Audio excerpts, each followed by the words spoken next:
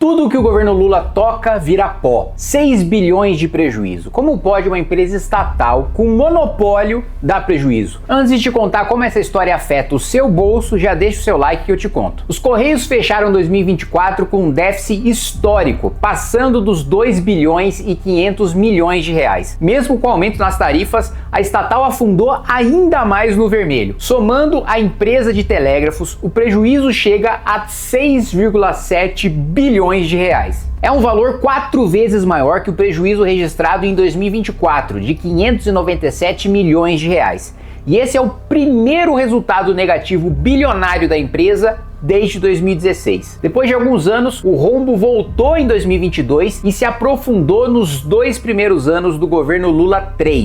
Em 2013, uma decisão do STF reconheceu a imunidade tributária total da estatal, o que significa que ela não paga impostos como ISS, ICMS, IPTU e etc. Olha só que revoltante essa situação. Mesmo com todos os privilégios, os Correios continuam no vermelho. Não paga imposto, tem monopólio, muitas vezes preferência na hora de contratação por parte de órgãos públicos e ainda dá prejuízo. Mas afinal, o que está causando essa escalada no rombo dos Correios? O maior aumento que houve foi com o custo de pessoal, que aumentou em 770 milhões de reais no ano passado, uma alta de 8,1%. Isso aconteceu justamente no ano em que a receita caiu 335 milhões e que já havia a previsão dessa queda, já que a Haddad resolveu taxar as blusinhas, né? Ou seja, o próprio governo taxa as importações e os Correios perdem receita porque eles utilizavam essas importações como receita, eles prestavam serviço nessas importações. Os custos dos Correios subiram 4,5%, mesmo com uma queda de 1,7% na receita. Quanto mais ineficiente, mais cara a máquina fica. Os serviços continuam precários, entregas atrasadas, um plano de demissão em massa a caminho, agências fechando, a estatal comemorando 40 anos do MST com um selo especial, isso mesmo, um selo especial, eu já entrei com o PL contra isso. A estatal virou cabide de emprego e caixa eletrônico para interesse ideológico. E adivinha quem paga a conta? O aposentado, o trabalhador, o pequeno empreendedor que depende de logística e o pagador de impostos que vê sua encomenda ser destruída e em alguns casos cancelada devido à má prestação de serviço. Desde agosto de 2023, os Correios são comandados por Fabiano Silva dos Santos, advogado ligado ao grupo Prerrogativas. A indicação oficial veio do próprio presidente Lula. Se você não conhece esse grupo, eu vou te contar. Um coletivo de advogados que ficou famoso por tentar sabotar a Lava Jato e defender direitos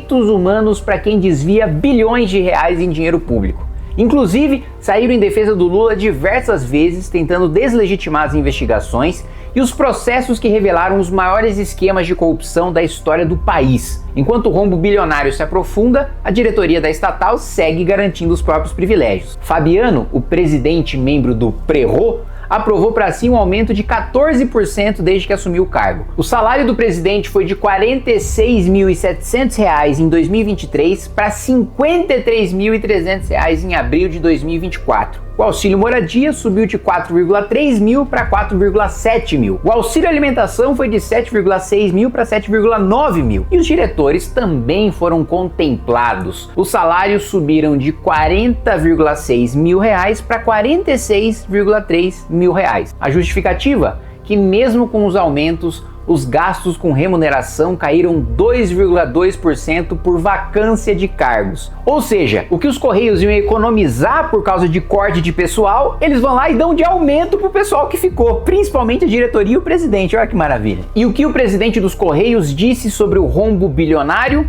Jogaram a culpa adivinha, nas blusinhas. É o famoso "a culpa é minha e eu coloco em quem eu quiser". Em nota, Fabiano disse o seguinte: além das contingências trabalhistas, outros itens que contribuíram para o resultado negativo de 2020 foram: 1. O atingimento de apenas 84% das receitas projetadas com vendas para o ano. Agora, o que eu acho engraçado, né, sobre falar em questão trabalhista, eles não são os defensores da CLT, dos maiores encargos trabalhistas do mundo, agora é problema de prejuízo dos Correios? Também falaram que um problema foram as receitas excepcionais do e-commerce que haviam sido geradas na pandemia de maneira atípica e que agora, sem pandemia, essa receita teria diminuído. Ou seja, a culpa não é da má gestão, não é do aparelhamento, não é da ineficiência, mas sim da blusinha da Shein que parou de entrar, do governo anterior anterior e do fim da pandemia. Só a pandemia acabou, então a situação dos Correios piorou. A resposta da empresa para a crise é o seguinte: adiamento de férias, redução de salários, não para os diretores nem para o presidente, fim do home office, ampliação do plano de demissão voluntária. Tudo isso, claro, depois de aumentar os já altos salários da cúpula. E como se não fosse o suficiente, tem mais tragédia vindo por aí. Bem-vindos à tragédia do plano de saúde dos funcionários. A Postal Saúde, plano de saúde que atende os trabalhadores da estatal, está à beira de um colapso. Os relatórios de 2024 já deixam claro: existe risco de operação porque o plano depende financeiramente dos Correios. O desastre piorou quando a Postal Saúde teve que devolver 221 milhões aos Correios, resultado de uma transação frustrada sob o atual governo Lula. A devolução acabou com quase todo o dinheiro disponível e ainda jogou mais pressão sobre o sistema que já estava operando no limite. Só no ano passado, a Postal Saúde investiu 2 bilhões de reais em procedimentos médicos para 202 mil beneficiários. Em março de 2022, a empresa deixou de ser mantida diretamente pelos Correios numa tentativa de desonerar a estatal. Mas aí o governo Lula reverteu a decisão e exigiu a devolução dos recursos, o que destruiu o patrimônio líquido da operadora. Resultado: prestadores de serviço de saúde sem receber, beneficiários sem atendimento e um plano de saúde entrando em colapso enquanto o governo finge que tá tudo bem. A própria Federação Interestadual dos Empregados dos Correios já admitiu que houve suspensão nos atendimentos em redes conveniadas. E você sabe o que isso significa. O trabalhador, que já tem o salário achatado, agora pode ficar também sem consulta, sem exame e sem hospital. Eu quase esqueci de mencionar. Os funcionários da estatal tiveram um reajuste de apenas 4% no mesmo período que o mega salário do presidente saltou de 46,7 mil para 53,3 mil. O governo diz que está investindo, mas quem trabalha vê investimento em show, evento e viagem. Na mesma semana em que anunciou cortes e demissões, os Correios bancaram um evento internacional sobre desmatamento em Bogotá, com tudo pago: passagens, diárias e estrutura. A empresa virou uma espécie de braço do ativismo ongueiro internacional. Tudo com verba pública, mas segura aí que eu vou contar essa história direito já já. Enquanto fecha a agência, atrasa a entrega e demite funcionário, os Correios queimaram 38 milhões de reais em patrocínios só no governo Lula. Sim, a estatal que alega não ter dinheiro para bancar o plano de saúde ou investir em tecnologia conseguiu desembolsar 6 milhões no Lollapalooza e outros 4 milhões na turnê Tempo Rei do Gilberto Gil, que com certeza está passando necessidade e precisa muito desse dinheiro público. A justificativa? Os Correios disseram que queriam fortalecer a sua imagem de inovação junto ao público jovem. Enquanto os Correios tentam parecer modernos, o Brasil real fica sem entrega e sem atendimento. Qual que é o sentido de patrocinar um evento desses? A marca não vai ser lembrada, muito menos conseguiu gerar receita com isso. E a farra não parou por aí. Em 2025, a estatal repassou 1,3 milhão de reais para o encontro de novos prefeitos e prefeitas com Lula, alegando que isso ampliaria o alcance da empresa. Qual alcance? Os Correios virando evento de campanha? O maior mote da esquerda contra a privatização da estatal é de que os Correios atendem o Brasil inteiro e que seriam os únicos a fazer isso. Mas querem aumentar o alcance da empresa? Qual que é o sentido disso? Ela já não está em todo lugar e por isso que é importante manter estatal? Eu preciso promovê-las para os prefeitos com o Lula para elas chegar em todos os lugares? E aí, Bogotá. Em 2024, os Correios despejaram 600 mil reais para patrocinar a 36ª Feira Internacional do Livro na Colômbia. Tema: Leia a Natureza. Logo o Brasil, que bateu o recorde de queimadas no ano passado, com um aumento de 79% em relação a 2023. Isso sob a gestão de Marina Cinzas, do Meio Ambiente. E a melhor parte, hein? Os Correios não operam na Colômbia, mas mandaram uma diretora petista para fazer turismo político. Juliana Piccoli Agatti, indicada ao cargo por Edinho Silva, ex-ministro da Secretaria de Comunicação e próximo do presidente do PT, foi à feira para dar palestra sobre sustentabilidade nos Correios.